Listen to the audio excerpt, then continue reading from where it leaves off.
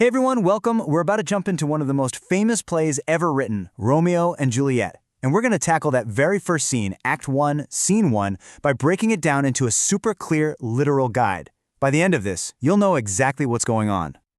So, here's our game plan. We're going to look at who's who in this big feud, figure out how this crazy fight actually starts, then we'll dive into Romeo's whole deal, why he's being so weird, and finally, we'll get to the bottom of what's making him so sad. Let's get into it. Okay, first up, the players. We got to figure out who's on which side in this massive street fight. All right, so the entire conflict, literally everything that happens in this scene, comes down to one simple, unavoidable fact. You've got two major families in town, the Capulets and the Montagues, and they absolutely hate each other. We're talking an ancient grudge here. This rivalry is the fuel for the whole fire. So let's map this out. On Team Capulet, you've got Samson and Gregory. These are the guys who kick things off. And then there's Tybalt, who is just itching for a fight. On the other side, for Team Montague, we've got their guys Abraham and Balthasar, and then there's Benvolio, who's actually trying to keep the peace. And caught in the middle of all of this, that's Prince Aeschylus. He's the law, and he is not happy. Okay, so we know who's fighting. Now let's get into the nitty-gritty of how it all started, and the huge consequences that come right after. The whole brawl starts with this really weird action. One of the Capulets, Samson, literally bites his thumb at the Montagues. You're probably thinking, what on earth does that even mean?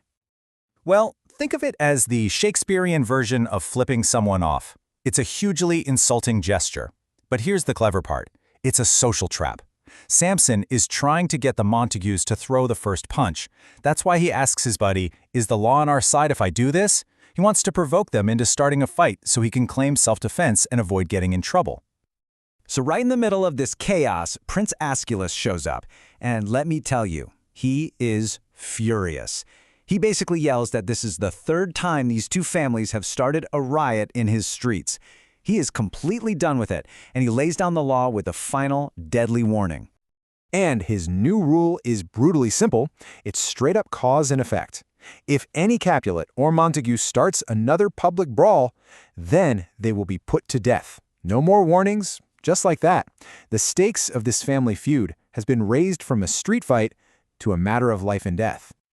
All right, so the brawl is over, the new law is in place. But now we shift gears to our main guy, Romeo.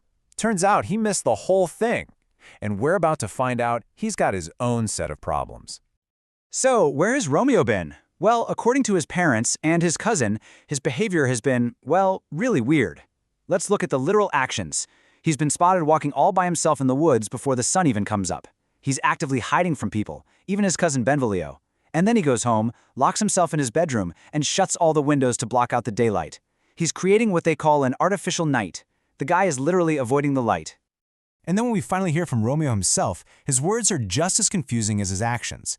He's talking in complete opposites. Oh, brawling love. Oh, loving hate. Heavy lightness. Cold fire.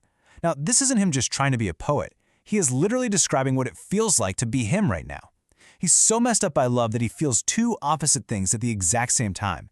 It's a feeling that's both a huge, heavy burden and something that feels totally insignificant.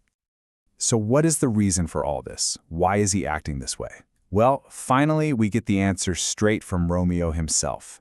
Here's the literal, specific reason he's so miserable. And this quote says it all. He says, the woman he's in love with has forsworn to love. What that means is she has taken a vow of chastity. And because of that vow, he says he's basically a dead man walking. He's alive, but his life feels completely over. So, to put it plainly, the reason for all his sadness is this. He's in love with a woman who doesn't love him back. But it's even worse than that. She has made a vow to never be with any man. So it's not just unrequited love, it's an impossible situation. There's literally no hope. Naturally, his cousin Benvolio tries to help. He gives him some pretty logical advice. Examine other beauties. In other words, dude, just go look at other girls. But for Romeo, that's the worst advice ever. He says that looking at other beautiful women would only make him think about how much more beautiful she is, the one woman in the world he can never, ever have. And that's where we're left at the end of just the first scene. We have two massive problems. a family feud that's so bad the next person to fight in public gets a death sentence, and a main character who's in love with someone who has sworn off love entirely. So that leaves us with a big question. Knowing all of this, knowing the prince is forbidden fighting on pain of death, how can a love story between a Montague and a Capulet possibly end well?